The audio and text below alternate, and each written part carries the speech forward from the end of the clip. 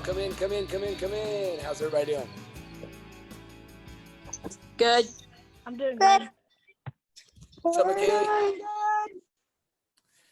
I added some light, so hopefully you guys can see us a little bit better now. I don't have a partner again. That's all right. We have a guest speaker tonight.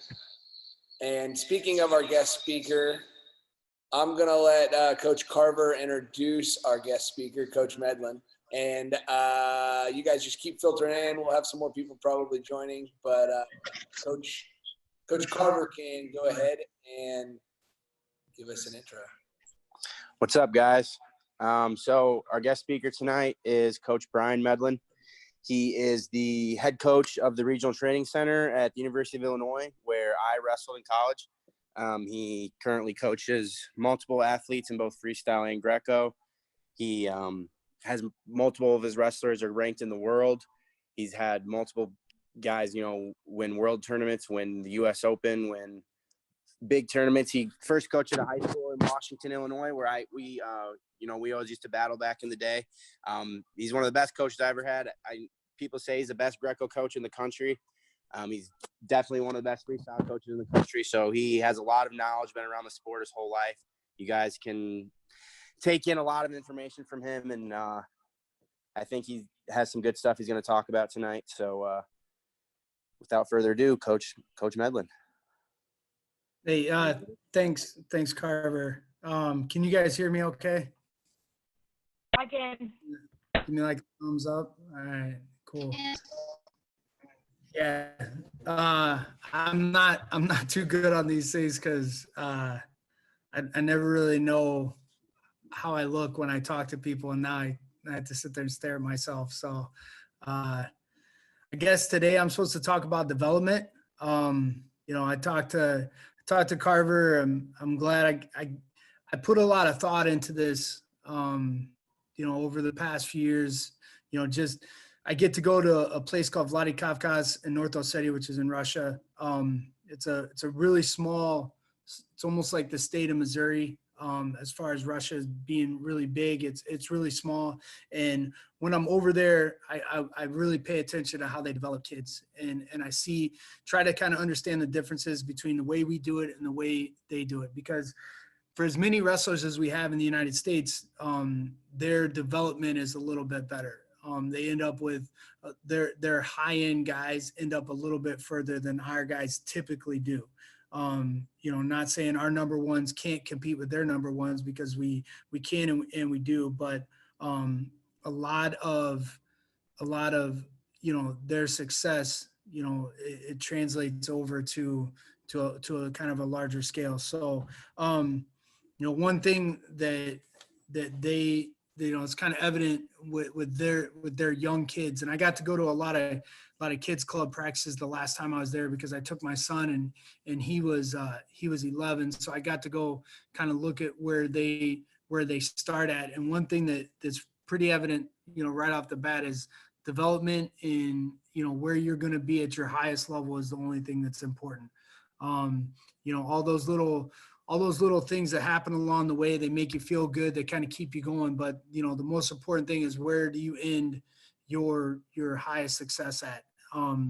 That's how you're going to view your career, and I know it looks like there's some high school kids and some grade school kids on here. And it's, that's one thing, that I think a high school kid can understand, because now that you're in high school, everything seems to be focused on the high school state tournament, or if you go to Fargo, or if you're trying out for a world team.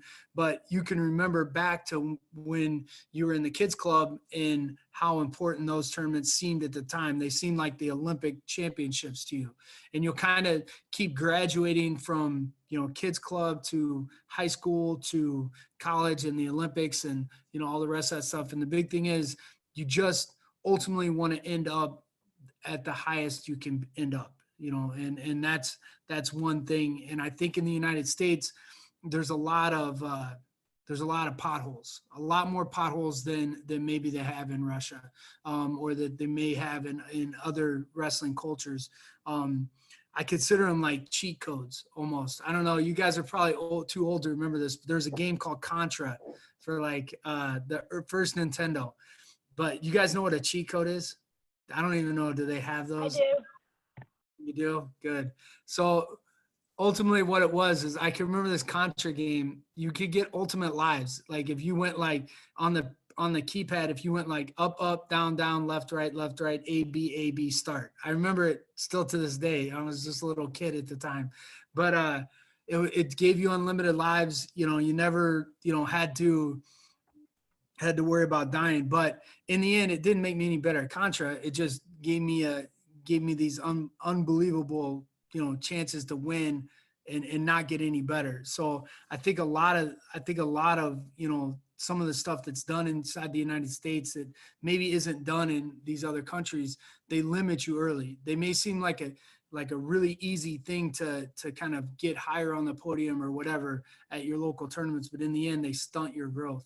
Um, I'm sure one that's kind of pretty obvious, and I think you guys probably have kind of came into some experience with it, but it's cutting weight. How many people cut weight in this room? So I think that's it's a sketchy thing.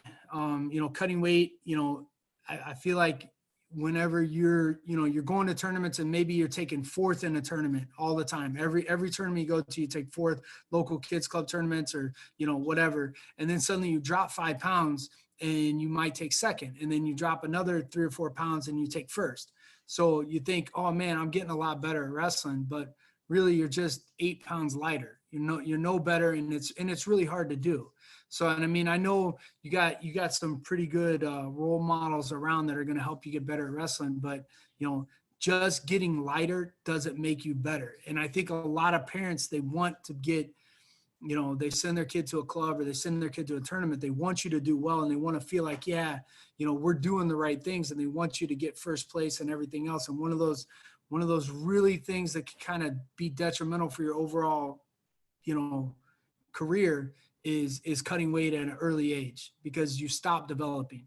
When your focus is, in practice, when you have 4 layers of sweats on and, you're feeling miserable, your focus no longer is on, getting better. It's about, feeling miserable and getting through practice and losing a couple pounds. And I'm not saying that the time isn't going to be there to cut weight, but just at the development stage, it shouldn't be the focus. And like I said, I got to go to Russia this year, and I got to go to a kids club tournament. Actually, it was the first time I'd ever got to do it. I took my son, was with me, and they just asked him, and he had never wrestled a tournament before at all. They were just like, we were driving around, and they're like, "Hey, does your kid want to wrestle in a kids club tournament?" And I'm like, "Yeah, sure. This would be a great time to do it. You're over here, no one's gonna know you. You get your first wrestling experience in."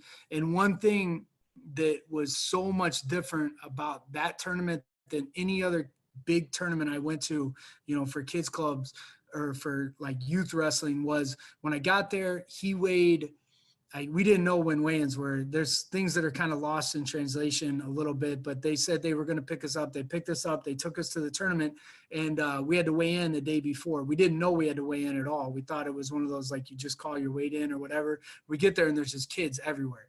And you walked up, and he weighed 41 kilos or 42 kilos. I can't remember what it was, but the weight class was 41. He weighed actually, I do remember, he weighed like 41.8. And they were just like, yeah, just go 45. Well, 41 kilos is like 1.5 pounds. So he ended up going up a weight, but it was the way they said it. They were just like, yeah, it's no, it doesn't matter what weight class you're going. You're just going to this tournament for, to get better. So it didn't really matter. There wasn't kids cutting weight. There wasn't, and this tournament was pretty big. There was probably 600-700 kids there, but there was nobody in the back, like, with sweats on, running in circles or anything like that. It was just people walked in, whatever they weighed, they went into that weight class. There was people that were barely over a weight class that just did nothing. So, and I think that's kind of their culture. They didn't take time, and, this tournament happened on a Thursday, which was kind of weird, but they didn't take time off on Wednesday that we had practice on Wednesday. And then the tournament happened on Thursday. Then we had practice on Friday. So there was no like peak for this. And it was, like I said, it was really big. There was a lot of good competition, and there wasn't people, using this as like their measuring stick of how good they can be, later on in life. So, one thing, I took from that is, don't focus on your weight as much, especially at the youth age. So, I think that that's one thing that, that really stands in guys' way. And then, I would say one other thing I see a lot especially in Illinois, is those weird techniques that seem to work at a young age. And I've kind of grown differently. I wouldn't call this a cheat code necessarily. But I will say, like, there's some techniques that kids use, especially in freestyle, and that don't work at the senior level. I don't know. Do you guys do the helicopter? Have you ever done that move? Where you kind of sit up underneath the guy's on bottom in parterre, you sit there and you grab his wrist and you like roll him around, right? You guys do that a little bit at a young age. No, we don't teach it. Okay, it's you know what? Honestly, like, it may work every once in a while when the kid's like 8, but that's a move. I've watched more senior level wrestling than a lot of people. I would say most. And I've never seen that move work. I've never seen it in the Olympics. I've never seen it in the World Championships. I've never even seen a version of it before from like the 1970s matches or anything else. I will say, like, I don't know, do you guys do the bundle down there? That's a thing in Illinois that one of the kids clubs up north, they used to teach. And it's where you start with the overhook, then you reach across, you grab the other guy's arm, and you step in front and you kind of do this like hip toss thing.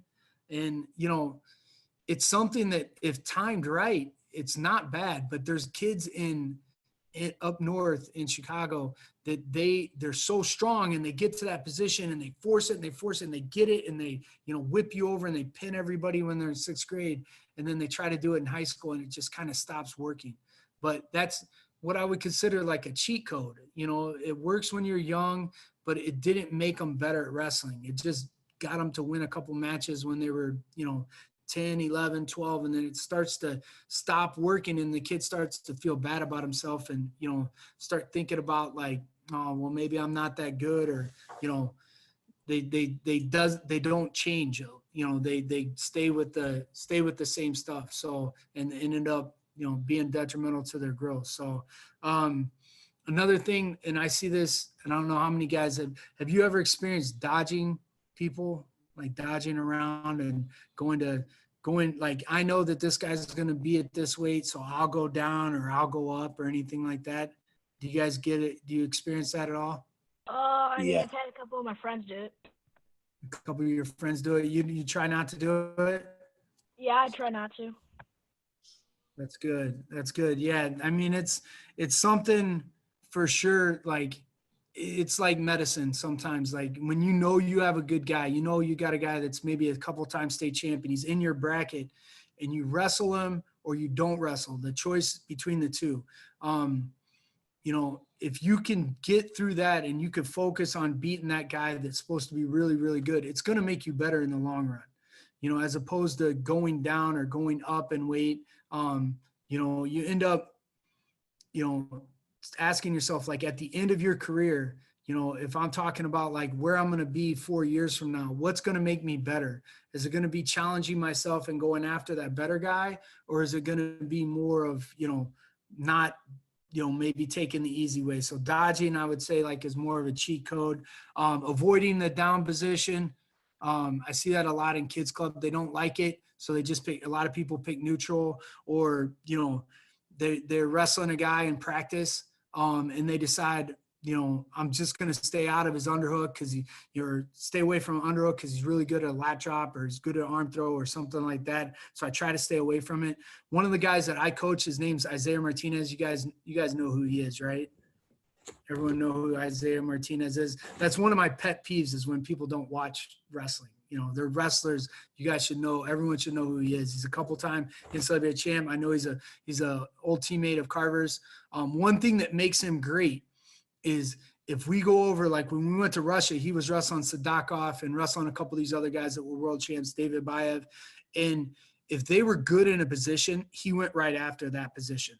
You know, when he wrestled Kamal Bay, he didn't sit back and stay out of overhooks. He went and actually forced himself into body, you know, ties and things like that.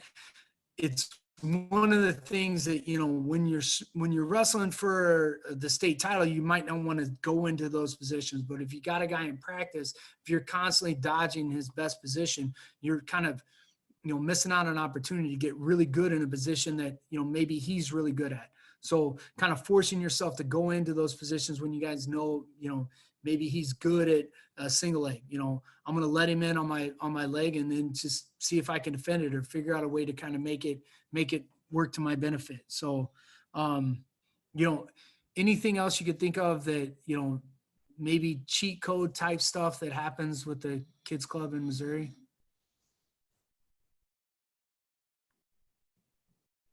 Marcus, I'm going to unmute myself for a second. Sorry. Just playing with my buttons. One thing that it's not as bad as it probably has been in the past, but in St. Louis area in particular, we have AAU and USA. So like local tournaments, a lot of the St. Louis local tournaments are AAU, but our state is sanctioned USA, and they have alternate age breaks. So you'll see some people wrestle mostly in USA on their older year and mostly their AAU on their older year, so that they alternate back and forth each year, so that they're pretty much the older one every year. I haven't seen it as much in the last probably 2 years as I did in the previous 3, I would say. It's getting less. It happens a lot less now, I think. I think that there's a lot of people talking about what you're talking about. We preach a lot of the same things. And I think there's so many people out saying these things now that people are starting to buy in a little more. So we've seen a little less of that. Yeah, no, that's awesome. You know, I mean, you guys are lucky. You got some good mentors there. And, you know, I think everyone's kind of got to be on board, from the parents down to the athletes to, you know, the other coaches that maybe you guys got other kids club coaches that you go to, or high school coaches. Everybody's kind of got to be on board, because all it does is take one overzealous parent to push their kid into, you know, hey, maybe you weigh 90 pounds, you know, we could get you down to 84 and you'll win more matches. And, you know, you gotta know you gotta keep the end in sight. You know, you got to keep your development as your number one priority, you know, above everything else, above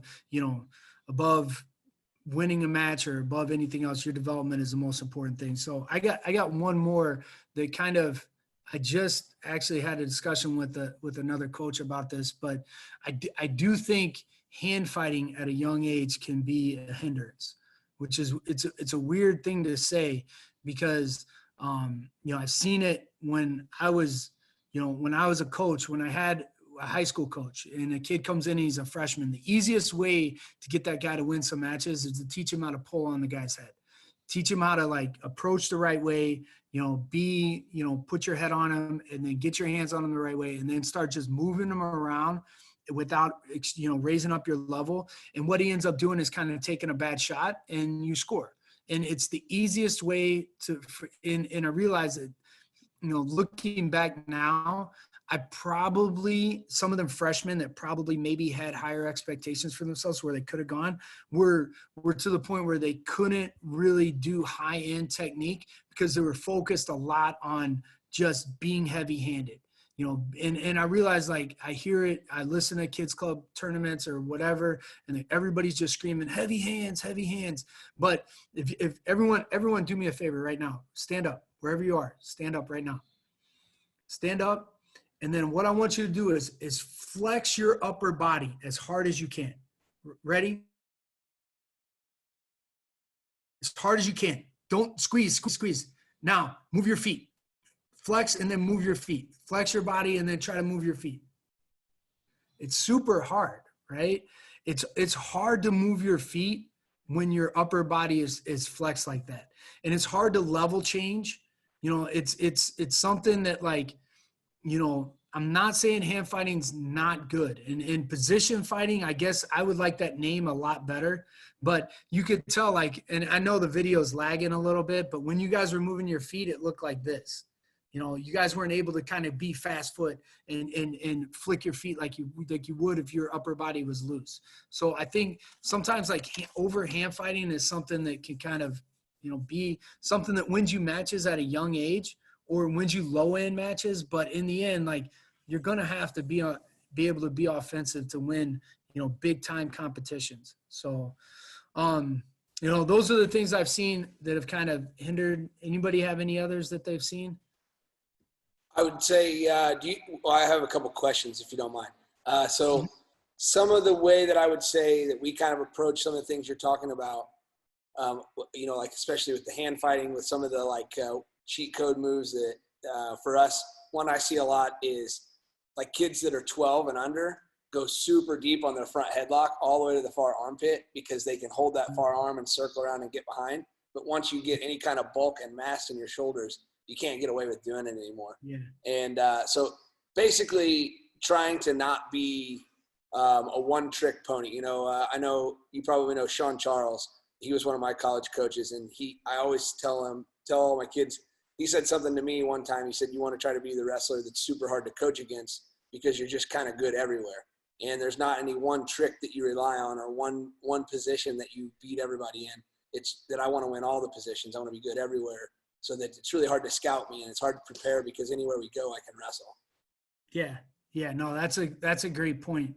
And it is like, that's why, like, and I started, obviously scouting high school kids when I was coaching high school, but, scouting guys like Kyle Dake and Jordan Burroughs now.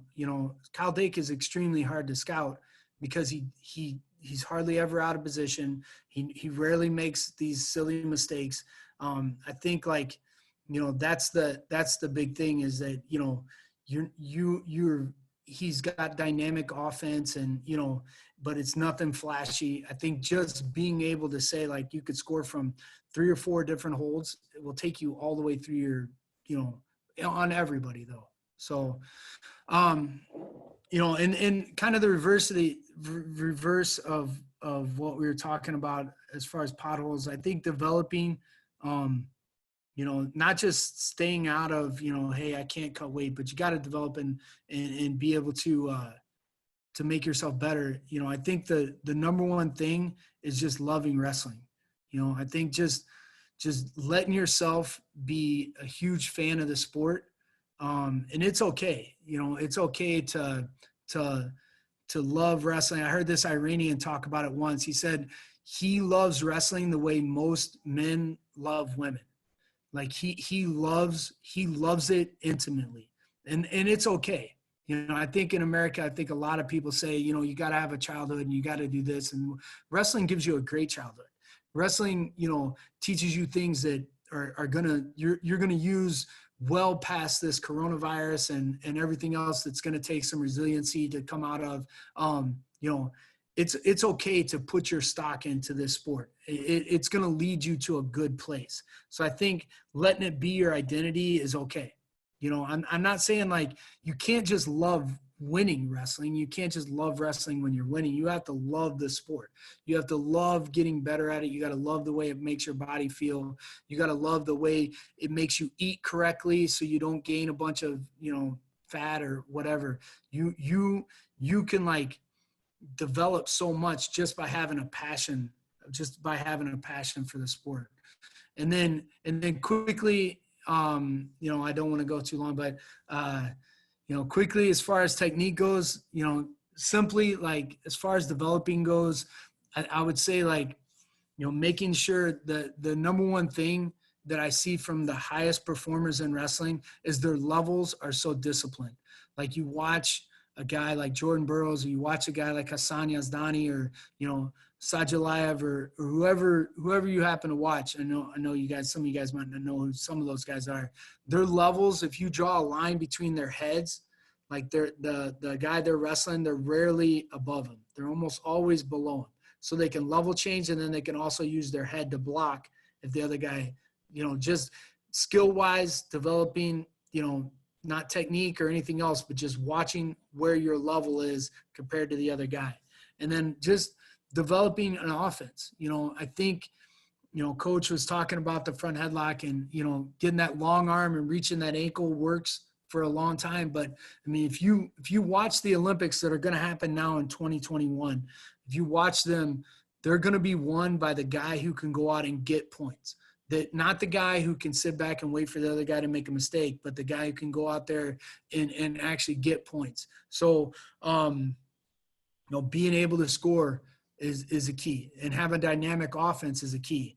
So, and then, developing an offense that fits your body. As I'm looking around this screen, there's some guys that kind of look similar a little bit, maybe body type, but not every offensive, system works for everyone.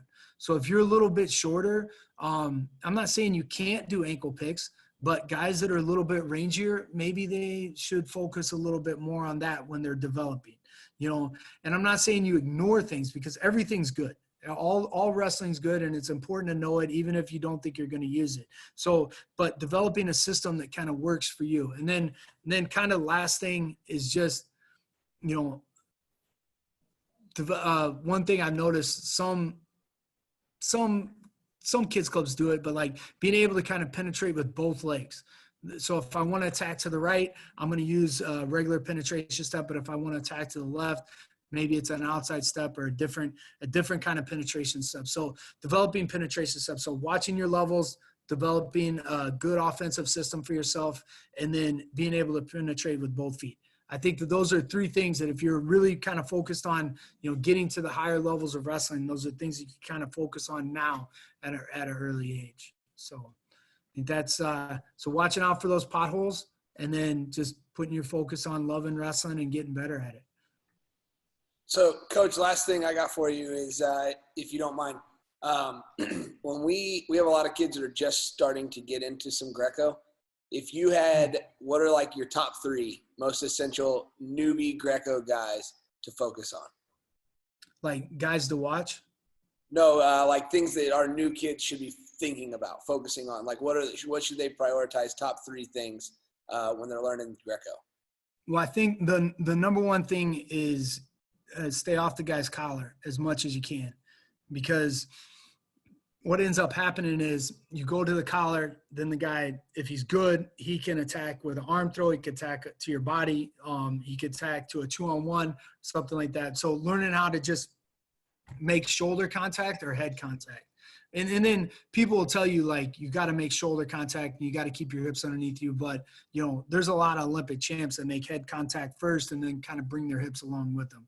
So I would think, staying off the collar yourself, and then also working from 2-on-1s is a big thing. It's a big skill set that's going to help your wrestling. Doesn't matter if you're freestyle wrestler, Greco wrestler, folk style wrestler, building from a 2-on-1 is a big deal. So, not just going to that guy's collar, but attacking his wrist first and then climbing up his wrist. So I would say that, and then the 2 things that you have to have, and you got to start developing them early, especially if you want to win junior nationals or cadet nationals or make a world team or whatever, is you got to develop parts here.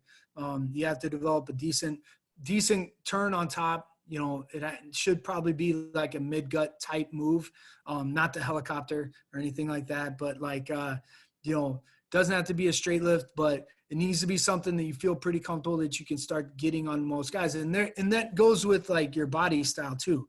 If you're a little bit longer, your lock should be more like elbow to elbow style lock. If you're a little bit stubbier, like I am, your lock should be more like a butterfly style lock instead of, reaching your arms across. I think developing good parts here, working from the wrist, staying off the collar, that'll take you a long ways. And just being stingy and tough. I mean, really, Greco-Roman is about violence. I mean, that's really, when it comes down to it, it's not about being pretty, and it's why it's not as fan-friendly in the United States. It's actually more popular if you go to like Norway, Sweden. They don't wrestle freestyle. They only do this particular style. It's like it's more participants in Greco every year than freestyle by far in the world. But the beauty in it lies in like the violence, how tough you are, because it's like a fist fight. I mean, you got to not back down. You can't give ground.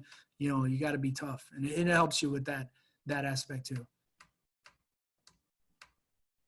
Awesome, Coach. Well, we appreciate your time, and you're more than welcome to dip out or hang around. We're going to work a couple little techniques we're going to show, and then put these guys through a short workout, but we really appreciate the time. Appreciate you stopping in. You're a wealth of knowledge, and I always enjoy talking to you and hearing you talk. So Much appreciation. Hey, no problem. I appreciate being on. Thanks, guys. Last thing I'll say is that this is crazy. You know, you guys are all at home. I understand, but out of this chaos, there's going to be opportunity because there's people that are home right now. They're not listening to their coach on a webcam or anything like that. Take every day and make yourself better, because when this is over, and it's going to be over, when it ends, the people that took advantage of being disciplined and everything else during the chaos are going to reap some benefits. So stay focused and, you know, take advantage of that opportunity when it comes. See you guys. See you, Coach. Bye. Thanks, Coach. See you, Coach. All right, guys. Let's Goodbye. get moving. Boom. Good talk. That was awesome. Good talk. He's a man. I learned a lot. That's awesome. All right, we're gonna start real quick. Let's go. 30 jumping jacks. 30 jumping jacks. Go. Beat. My shoulders are ripped from that plate workout, and then next day wrestling. Yes. I'm gonna mute myself.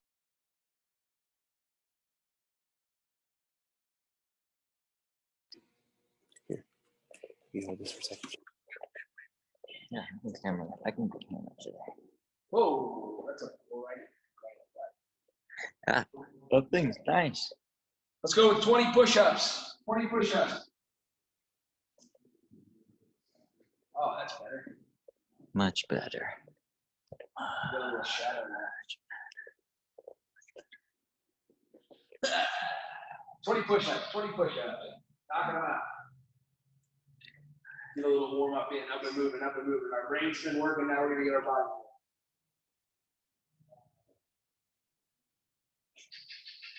Let's go 30 crunches when you're done. 30 crunches when you're done with the push-ups.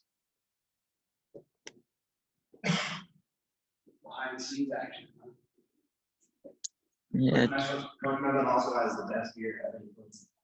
Oh, yeah. Yeah, he can grow that thing in like 3 days. Crazy. Like he'll shave it one day and one. I was gonna say, because it's always the same. But he'll come back like 2 days later and it's already like this. Unless you're getting that good right in your body. I don't know what it is. Makes you grow beard fat. All right, let's go 30 mountain climbers. 30 mountain climbers. Make sure we're bringing our feet up by our hands.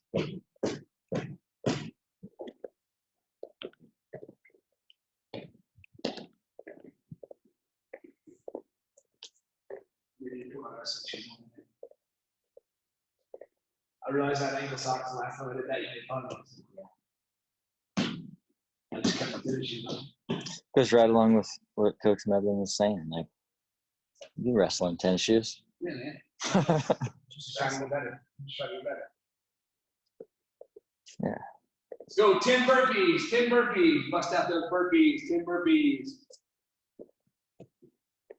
Good little warm up. Good little warm up here.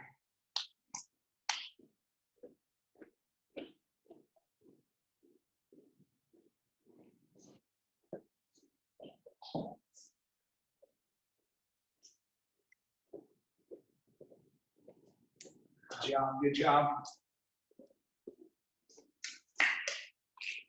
All right, let's get 5 reverse wall walks. We haven't done those in a couple of practices. Stand on our feet or try to get one. Okay, lower your level, arching, hips up, arching back, walking down the wall. And back out. Oh. Brutal. Carver, you get that super dip in. Oh. I feel like my first one was way closer than I was supposed to be. Okay, no, too close. Now I'm brutal.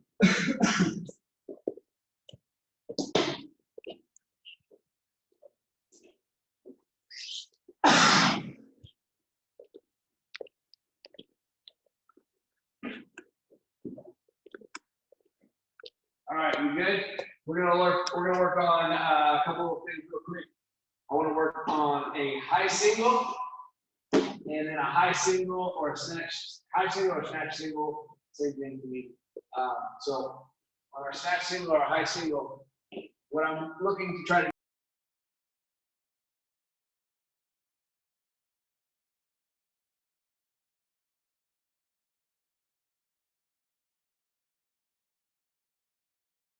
Coach, your audio cut out.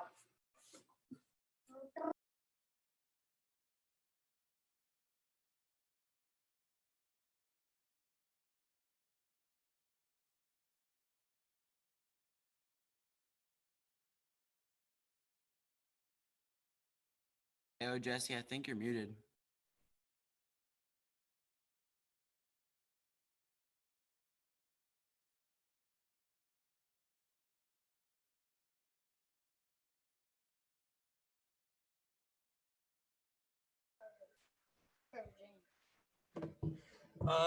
Your audio cut out.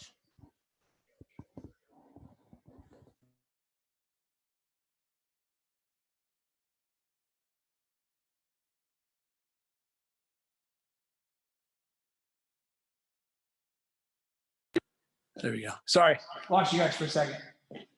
Okay, so where we were was snatch single, reaching hands coming up, lower my level, forehead to the chest, run into my single leg. Okay, we talked about our head keeping the chest up. So when I lower my level, my head is pushing the chest up, push the weight on the back foot, front foot comes up, easy to lift. Circling my knee around behind the knee, trying to get hip to hip. Okay, so I'm trying to have 3 feet in a row with my knee shelving his leg up, so my arms aren't doing the work. I'm staying locked, okay? Especially switching backhand over front hand, so if he attacks hands right now, it's a lot harder to pull than if I'm here, okay? Snatch single, reaching hands, low level head. So practice a couple of those if you aren't already. If you are, good, keep doing it. If you don't have a partner, think about just a person in front of you, reaching. When they reach their hand, you're lowering your level, moving your head in, grabbing the leg. Reaching, lower level. Reaching, lower level in, and go. Hit a couple of those. Okay, so the way that we go to our underhook from this is I'll reach, and as I go, Carver takes this leg back and starts to pull my arms up. I'm grabbing my underhook and circle this way. Okay, so when we let go of the single leg and go to our underhook, I'm grabbing the underhook and I'm backpedaling out and rotating the head down where my foot was.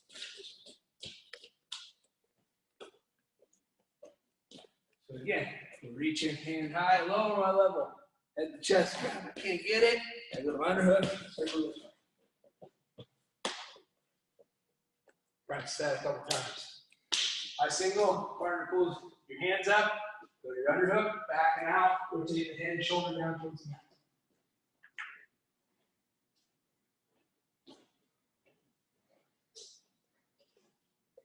Good, Nikki. Not bad. Got that dummy. Good work.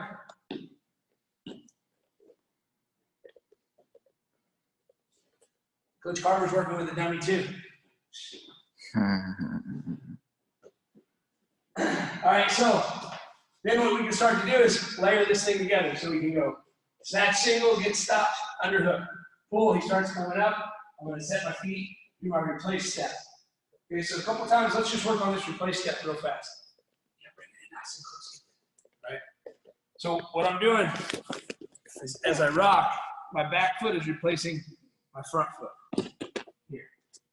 Okay, so as I lift,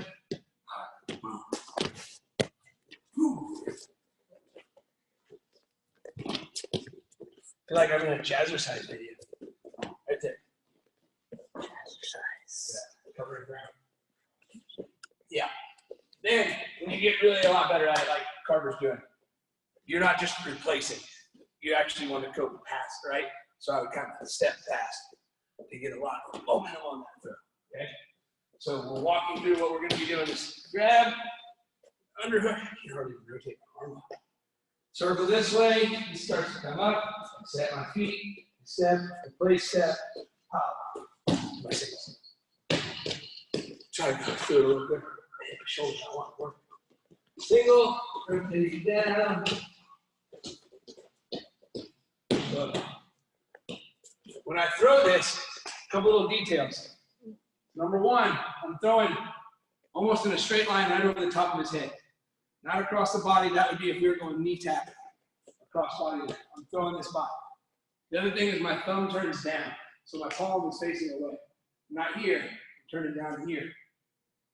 All right? And as I do that, I'm catching the foot with my other hand. Here. All right, we're trying to straighten our arm because we don't want this guy to be able to hold on to it. If I keep things bent, it's easy for him to hold on to his overhook. I go like this. Nothing happens. I gotta throw it up. Reach the hand out. Palm down, thumb down, palm away. Wah! Replace step to there. What you guys hit?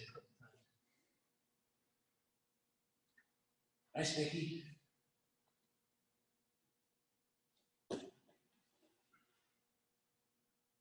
Little more action throw by on that, AJ. When you step, really throw that arm by. All right, guys, look real quick here.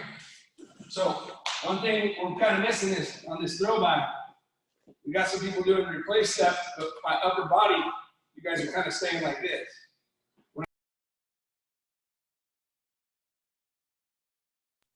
Audio cut out again.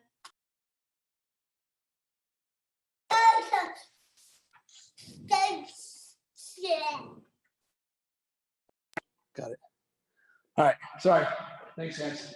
So we got to get more upper body, throwing our upper body into it. So when I hit that replace step, I'm bending over at the waist, really throwing it back. Get a lot of action on that throw body, okay?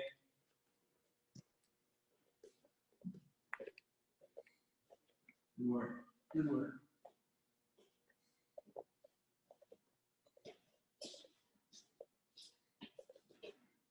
I love it. You guys are killing it. Do you have one you want to show? It's not bad. It's okay. All right, we'll do just a quick. It's a pretty easy high crotch. It's just timing stuff. Isaiah Martinez used to be my teammate. Coach Medlin coaches now. He's actually really good at this one. So it's just when a guy's kind of hanging on your head heavy like this, and you're trying to avoid with it, you just hanging. What we're gonna do is we're gonna snap them off real hard, but that we're gonna set our feet when we snap. So when we snap, we're gonna set our feet. So this guy's hanging, we're gonna snap, because his natural reaction, he's gonna come right back up. As soon as he comes back up, secret, we're popping and hitting the high crotch. He should almost fall like over top of you like this, because your momentum, because when he snaps, his natural reaction will come forward. And he's gonna, so this guy's hanging on your head. I snap with my head hand, and the arm. I do overhook snap, and head here, snap into our feet, setting our feet. So you're just taking a back step. Yeah, I'm just kind of snapping here. As soon as he pumps, right there.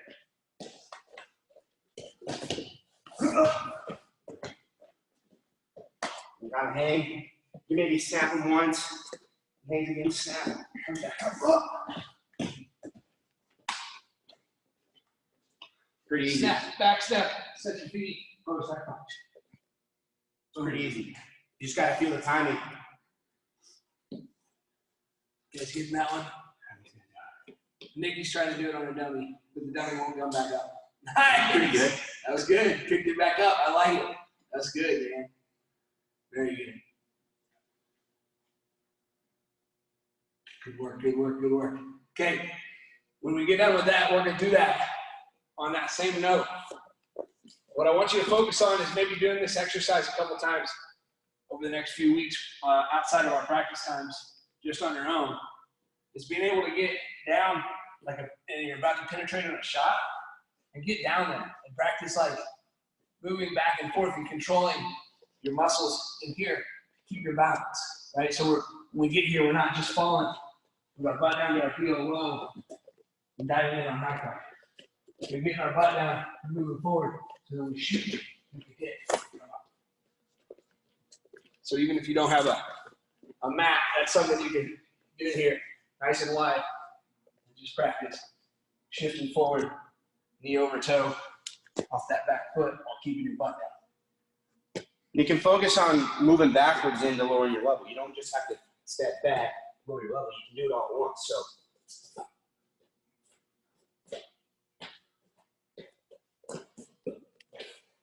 Good. Those are good footwork drills. Good footwork drills.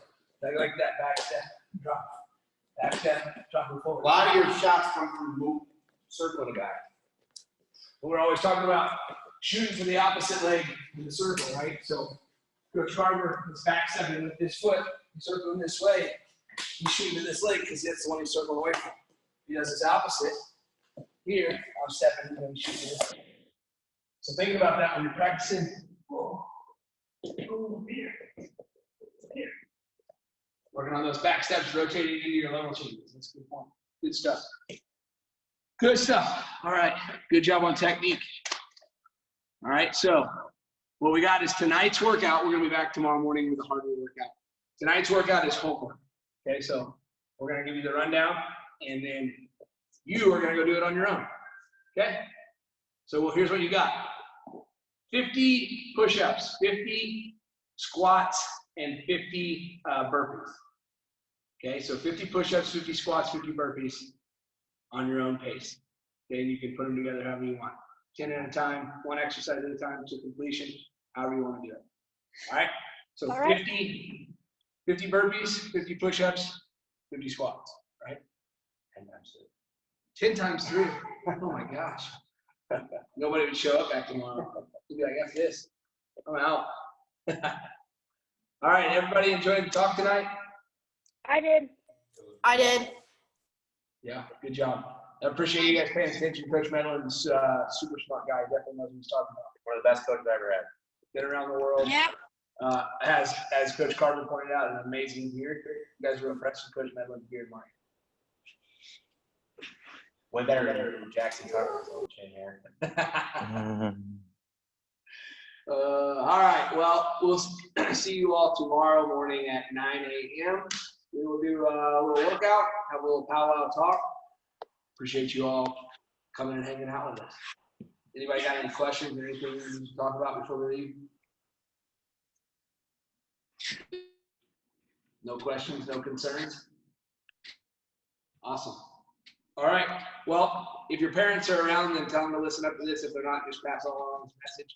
We'll have emails and Facebook posts coming out tonight / maybe tomorrow about memberships and how we're going to be doing memberships and holding memberships and things like that. So let them know to be looking out for that tonight or tomorrow. And we will do whatever we got to do, and we'll outlast this thing, and we'll get back in the room and get back to work. I was thinking about something that Coach Medlin said about this whole situation and everything. And one thing we need to keep in mind is right now it's kind of like we're stockpiling information. So right now we can't practice physically a lot of the things that we want to practice, but we're gaining information that as soon as we can physically come to practice, we're going to be ready to like hit the ground running and use all that information to continue to grow and develop and just hit it full speed ahead. Okay, so really appreciate you guys putting in the time. It means a lot to me when you show up and get 15, 16 kids in here again. Keep trying to bring a friend, keep showing up, and see you guys tomorrow morning. You guys, Coach Carter, Coach Jesse, you got anything to add? Rock and roll. All right, let's break it down. Break it down. TWA on 3, TWA on 3. 1, 2, 3. TWA on 3. 1, 2, 3. TWA. Peace. See you guys in the morning. Bye, Marcus. Bye, Marcus. Adios, guys and girls. See you, Marcus. Bye. Bye, Marcus. Hello.